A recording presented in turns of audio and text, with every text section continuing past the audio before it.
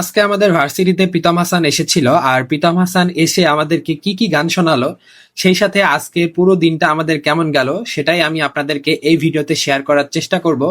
আশা করি ভিডিওটি একটুও স্কিপ না করে শেষ পর্যন্ত দেখবেন।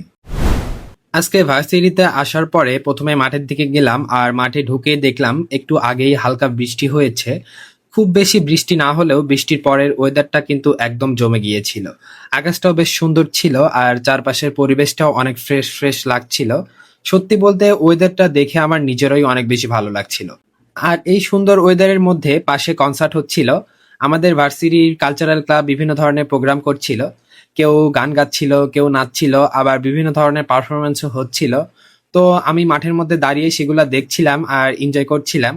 সব মিলিয়ে শুরু থেকে পরিবেশটা আমার কাছে ভালোই লাগছিল। তবে আজকের আসল আকর্ষণ ছিল অন্য জায়গায়।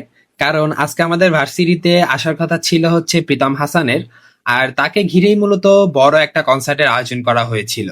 আজকে আমাদের ভার্সিটিতে নতুন যারা ভর্তি হয়েছে, মানে ফ্রেশার্সদের ওরিয়েন্টেশন আর নবীনবরণ ছিল। নতুনদের বরণ করে নেওয়ার জন্যই আজকে এত সুন্দর একটা আয়োজন করা হয়েছিল। আর সেই আয়োজনের মেইন আকর্ষণ ছিল প্রীতম হাসানের পারফরমেন্স। তো আমরা সবাই অনেক বেশি আগ্রহ নিয়ে অপেক্ষা করছিলাম কখন প্রীতম হাসান আসবে আর কখন কনসার্ট শুরু হবে। ধীরে ধীরে সময় যাচ্ছিল, আর সন্ধ্যা হয়ে আসছিল। তখন সবাই একটা অপেক্ষায় ছিল কখন স্টেজে প্রীতম হাসানকে দেখা যাবে। অবশেষে সন্ধ্যার পর প্রীতম হাসান আসলো, আর তিনি যখন স্টেজে উঠলো তখন চারপাশের পরিবেশটা একদম অন্যরকম ছিল।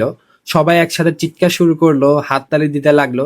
সত্যি বলতে ওই সময়টার এনার্জিটাই ছিল অন্যরকম। এরপর শুরু হলো একের পর এক গান, বর্তমানে যে গানগুলো আর কি ট্রেন্ডিং সেরকম বেশ কিছু গানই তিনি গাচ্ছিলেন। আর আমরা তো তখন পুরোপুরি কনসার্টের মধ্যে ঢুকে গিয়েছি। কেউ গান গাইছে, কেউ ভিডিও করছে, আবার কেউ এক জায়গায় দাঁড়িয়ে লাফালাফি করছে। আমরা বন্ধুদের সাথে মিলে একদম পাগলামি শুরু করে দিলাম। গান যত জমছিল আমাদের লাফালাফিও তত বাড়ছিল। সত্য বলতে বন্ধুদের সাথে এভাবে একটা কনসার্টে মজা করার ব্যাপারটাই বেশ অন্যরকম ছিল। সবাই একসাথে নাচানাচি করছে, চিৎকার করছে, গান করছে, দেখতেই অনেক বেশি ভালো লাগছিল। আমিও বন্ধুদের সাথে অনেকক্ষণ লাফালাফি আর নাচানাচি করেছি। কখন যে এত সময় চলে গেছে আমি সেটা আসলেই বুঝতে পারি নাই। সবচেয়ে মজার ব্যাপার হচ্ছে একটু আগে যে মাঠে আমি শান্তভাবে দাঁড়িয়ে কালচারাল ক্লাবের প্রোগ্রাম দেখছিলাম, কিছুক্ষণ পরে সেই মাঠটা পুরোপুরি কনসার্টে ভিড়ে জমে গিয়েছে। আর প্রীতম হাসানের পারফরমেন্স সত্যি বলতে অনেক বেশি ভালো ছিল। লাইভে সামনে থেকে গান শোনার ফিলটাই অন্যরকম। ভিডিওতে দেখার সাথে সামনে থেকে এত মানুষের সাথে একসাথে গান শোনার ব্যাপারটাই অন্যরকম ছিল। সব মিলিয়ে আজকের কনসার্টটা আমি অনেক বেশি এনজয় করেছি, বিশেষ করে বন্ধুদের সাথে এই সময়টা কাটানো, একসাথে গান শোনা, নাচানাচি করা আর এত সুন্দর একটা পরিবেশ উপভোগ করা, সবকিছু মিলিয়ে দিনটা বেশ ভালোই কেটেছে। আজকের দিনটা শুধু ফ্রেশার্সদের জন্য না, আমাদের জন্য একটা সুন্দর স্মৃতি হয়ে থাকবে। কারণ ক্লাস, পড়াশোনা আর এত ব্যস্ততার মাঝে এমন একটা দিন আসলেই দরকার ছিল। আর আজকের পুরো সময়টার কিছু সুন্দর মুহূর্ত ক্যামেরায় ধরে রাখার চেষ্টা করেছি। এই ছিল আমার আজকের ভার্সিটির কনসার্ট ব্লগ।